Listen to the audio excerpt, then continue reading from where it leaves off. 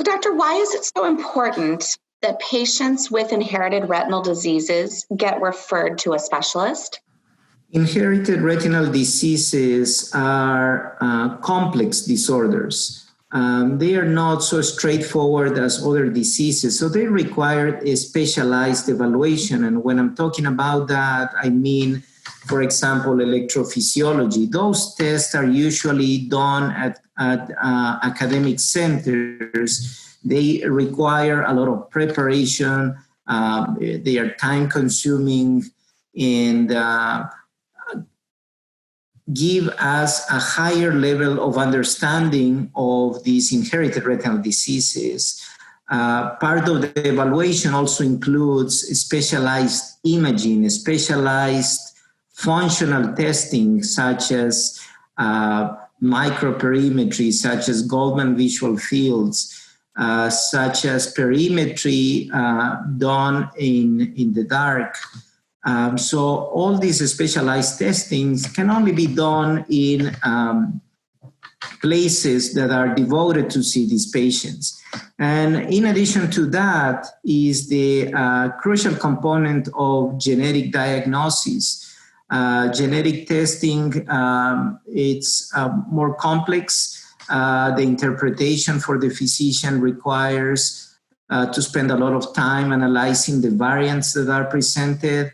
It requires an understanding and a matching of the results with the phenotype that we have observed with this specialized testing. So all those things are usually best done in places devoted to the care of these patients.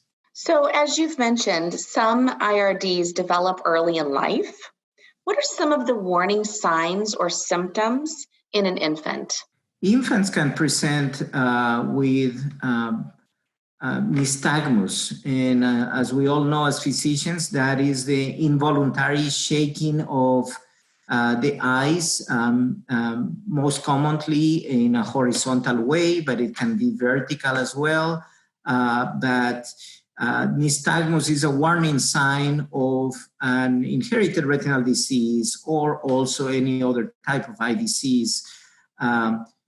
Also a white pupil, it's a concerning sign. A kid that is not having a social smile, a kid that is not able to fixate, or that it's tripping and falling, or that it's afraid of the dark, all those warning signs, including when the patient is squinting or it's photophobic.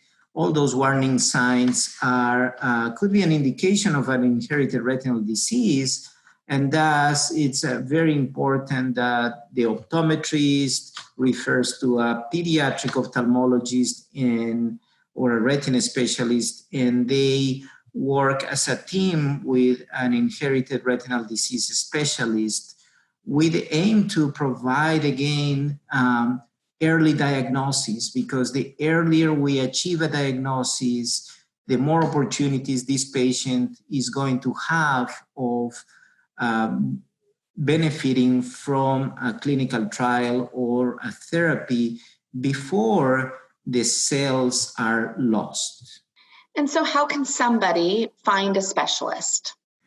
A good resource is the Foundation for Fighting Blindness website. It has a specific section of Find a Retina Specialist.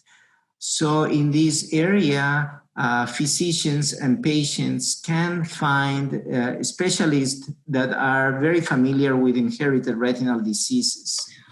Well, thank you so much for your time today. This was really informative.